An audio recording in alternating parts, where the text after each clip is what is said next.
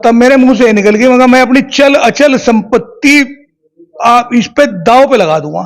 वो कहने लगा ये ऐसी बात नहीं कहनी चाहिए, क्यों मैंने 2 साल पहले उस लड़की को जब देखा तब ये मेरे मन में आया कि ये लड़की कोई साधारण नहीं है। के बाद में परिस्थितियों ने उसे घेर लिया, क्योंकि तभी ये घोषणा होगी चुनाव की, और चुनाव उसके भाई को टिकट दे दिया गया और भाई जेल में और मां जिला बदर, चाचा नाराज।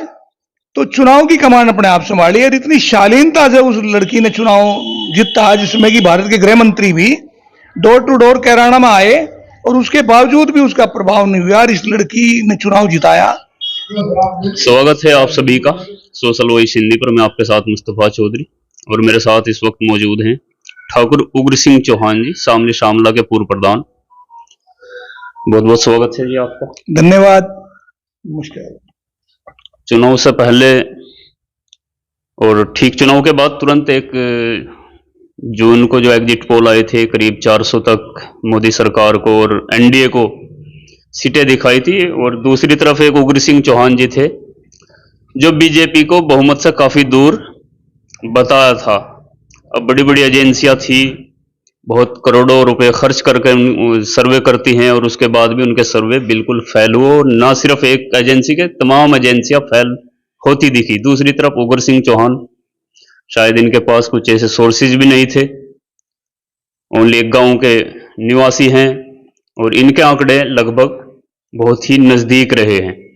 उतने नजदीक तो नहीं क्योंकि उग्र सिंह 200 के आसपास बीजेपी को बता रहे थे, तो बीजेपी 240 पर गई, लेकिन बहुमत से काफी पीछे रही है। तो उग्र सिंह जी, ये आंकड़ा आपको कैसे पता चला? इतनी एजेंसियां जो फेल हुई, आपके पास क्या सोर्सेज थे ऐसे जो आपने इतना अनुमान लगाया? देखिए मुस्तफा भाई, था क्या कि जो ये मुख्य धारा के चैनलों के माध्यम से ये आया एग्जिट पोल, इन लोगों ने दिखाया था एसी में बैठ के, इनको स्टूडियो में बैठ के कुछ लोगों को चिन्हित करके इन्होंने उनसे जानकारी ले ली और उसके आधार पर इन्होंने इसे घोषित कर दिया।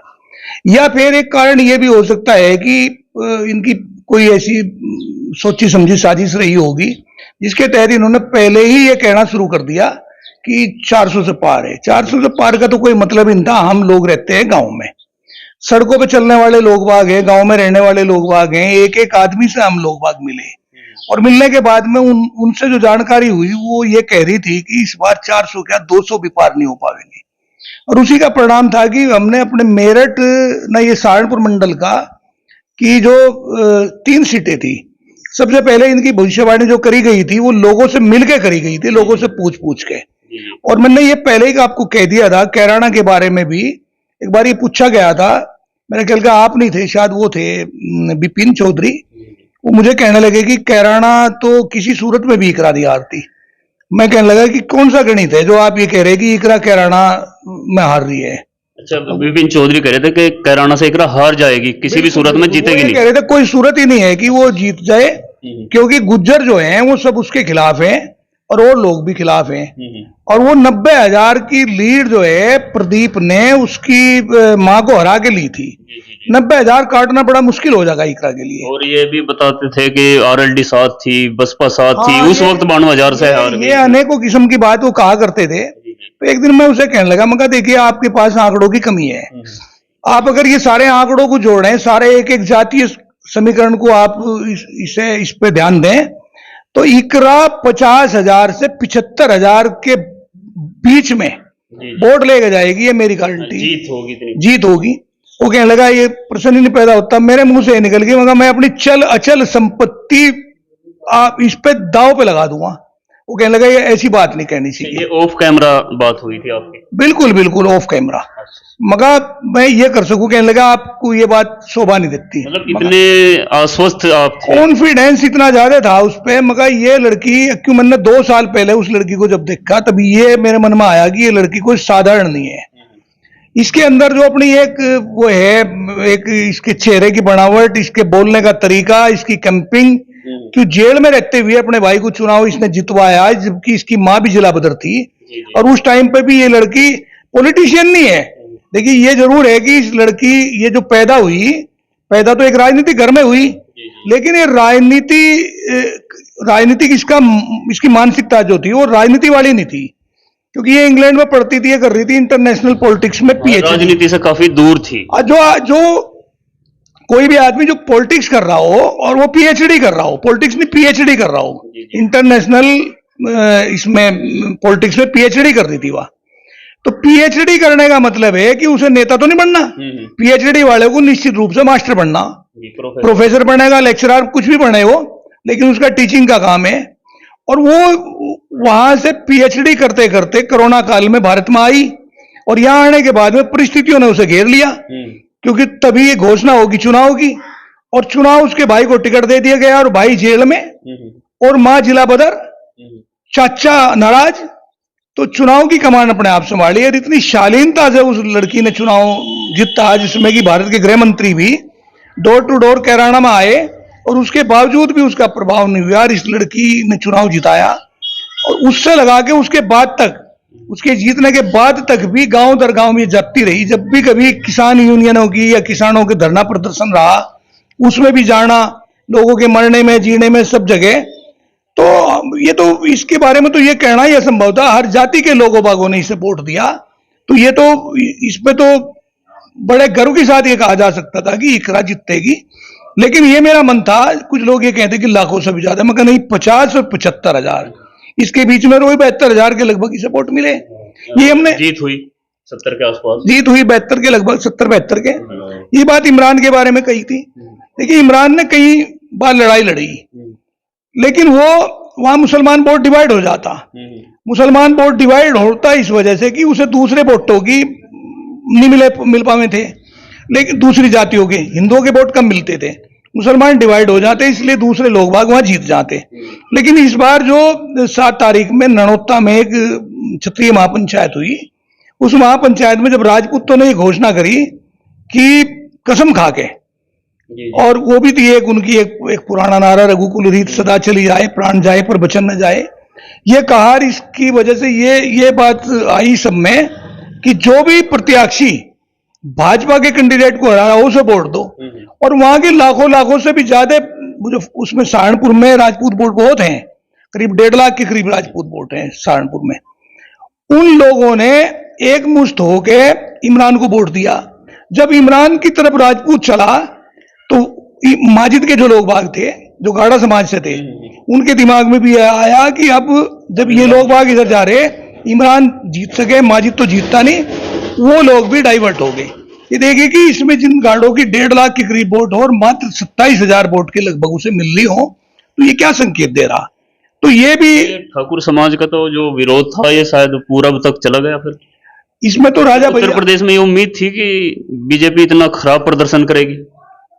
नहीं, ये तो लग रहा था हमें, बीजेपी के कारनामे अपनी करने का दंड तो सबको भुगतना पड़ता है, कर्म का फल तो सबको मिलेगा। अब मोदी जी के कर्मों का फल तो उसे मिलना था, और मोदी जी तो फिर तीसरी बार प्रधानमंत्री बनने जा रहे हैं। अब प्रधानमंत्री नहीं है, अब तो एनडीए की सरकार में प्रधानमंत्री हो सके, और वो तो ऐसा कह सकते हैं जैसे मोदी की सरकार, अब मोदी की सरकार ना रह के, बल्कि बीजेपी की भी सरकार ना रह के अब एनडीए की सरकार। बीजेपी की सरकार तो कभी अटल बिहारी वाजपेयी के बाद में छूटी ही नहीं थी। मोदी जी ने तो मोदी की गारंटी, मोदी की पार्टी, मोदी की घोषणा, मोदी का सब कुछ, अनबी मोदी का बैग जो अनाज दे रहे ना, 5-5 किलो अनाज, उस पर भारत माँ का फोटो की बजाय मोदी का फोटो, सब जगह मोदी बात हो रहा था।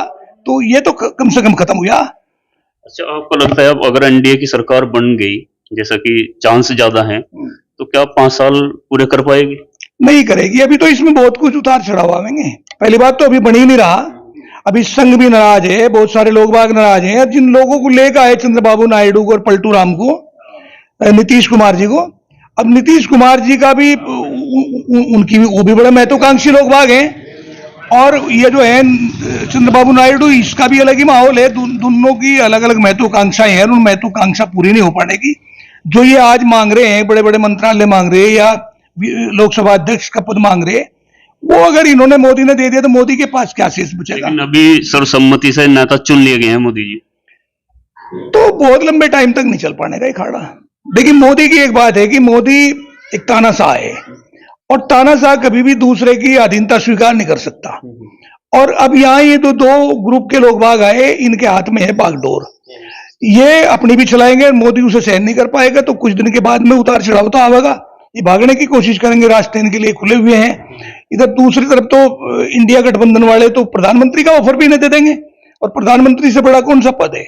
अच्छा, आप पूरे देश का अवलोकन कर रहे थे कि भाई कहाँ से कितनी सीटें मिलेंगी, ऐसा कौन से राज्य रहा जो जिसके नतीजे देखकर आप भी चौंक गए? ऐसे तो यूपी है भाई, यूपी का के रिजल्ट देख के तो हम लोगों को बड़ा वो हुआ कि इतनी उम्मीद नहीं थी। आधे से कम बीजेपी चली गई। हाँ, इतने पे आधे से भी कम पे बीजेपी चली गई। जो यूपी में देखिए, राम यूपी में, और अयोध्या से सीट हारना, बनारस यूपी में। लेकिन यहाँ ये भी तो देखे कि इन लोगों ने किया क्या। अयोध्या, हम तो अयोध्या से जुड़े हुए रहे, हम तो उस टाइम से अयोध्या से जुड़े हुए जब वहां से ढांचा भी खड़ा था। ढांचे से पहले भी है, ढांचे के धुआने के टाइम पे भी हम ऑन स्पॉट अयोध्या में थे। अब उसके आसपास के जितने भी मकान थे लोगों बागों के तुड़वा के वहां से बड़े बड़े रेस्टोरेंट बनवा दिए गुजरातियों के। अयोध्या के लोग इस बात को नहीं जानते, गुजरातियों को बनवाए, टोटल गुजरातियों का, पूरे देश को गुजरातियों के हवाले किया जा रहा था। गुजराती कौन है? गुजराती एक व्यापारी कौम है जो व्यापार करने के लिए, इन्हें तो ये मान लो कि जहां भी जाएंगे व्यापार से अलग दूसरी बात नहीं करेंगे। मोदी प्रधानमंत्री बना, वहां भी तो व्यापार की बात हुई, व्यापार के अलावा कौन सा काम हुआ? इन्होंने हर जगह व्यापार दिखाया, अपना सौदा सेट किया। अब बनारस, जैसा बनारस है इनका, बनारस में गंगा जो है ना, गंगा में छोटी छोटी नाव पड़ी थी, उन नावों को चला करते थे केवट, मल्लाह, इस जाति के लोग बाग चला के अपनी गुजर बसर किया करते थे। वहां इन्होंने बड़े बड़े स्टीमर लाके खड़े कर दिए, और वे स्टीमर सब गुजराती हो गए। स्टीमर में होता क्या है? स्टीमर में हर फैसिलिटी हो, वहां लेग पैग और बैग में सब चीज वहां उनके अंदर मिलेंगी। जितनी गंदगी सारी गंगा में जाएगी, और स्टीमर के अंदर तो कुछ ही कर लो आप, वहीं कबाब सवाब सब कुछ मिलेगा। तो उन लोगों की रोजी रोटी छिननी गई। बनारस पे अपना कब्जा कर लिया, अयोध्या पे अपना कब्जा कर लिया, कॉरिडोर तोड़ा तो वहां भी गुजरातियों का कब्जा करवा दिया। कॉरिडोर बनाया, सैकड़ों मंदिर तोड़ तोड़ के, जो वहां जाता ना उसमें भगवान विश्वनाथ के मंदिर के पास संकरी गली थी एक छोटी, जितनी ये है ना इससे भी छोटी गली थी, अब वो बहुत चौड़ी कर दी। सैकड़ों मंदिर तोड़वाए गए। मंदिर तोड़ने वाले कौन थे? और अब वहां कब्जा किन लोगों का है? तो बनारस भी जानता है इस चीज को, अयोध्या भी जानती है। भगवान राम को लाने वालों को आज ये पता लग गया कि भगवान राम को वहां का अस्तित्व तो भगवान राम ही है, भाजपा को किसी ने स्वीकार नहीं किया। अयोध्या से तो हार ही गए, और बनारस से भी मार्जिन बहुत ही कम, 4 लाख से जो है एक प्रधानमंत्री के लिए जो 4, 4.5, 5 लाख वोटों से जितना करते थे, अब के 1, 1.25 लाख वोटों पर आगे, और वो भी 1-1.5 घंटे तक पिछड़े रहे, तो क्या जीत है? ये कोई जीत नहीं है। चलो, बहुत बहुत शुक्रिया आपका। तो ये थे उग्र सिंह चौहान जी, जो एग्जिट पोल जब आए तब इनका, उनसे पहले ही ये जो बता रहे हैं भाई सहारनपुर मंडल की 3 सीट और अपनी अचल संपत्ति दांव पर लगाने के लिए तैयार थे कैराना लोकसभा को लेकर, और ठीक हुआ भी ऐसा ही। इकरा भी चुनाव जीती, सहारनपुर से इमरान भी जीते, हरिंदर मलिक भी जीते, और यूपी के अंदर आधे से कम पर बीजेपी सिमट गई। खैर, इनका आंकड़ा बहुत नजदीक रहा उन एजेंसियों के मुकाबले जो करोड़ों रुपए खर्च करके अपने एग्जिट पोल करती हैं और फिर झूठ का पुलिंदा जो है लोगों के सामने पेश करती हैं। बने रहिए हमारे साथ, चैनल को सब्सक्राइब कीजिए। धन्यवाद।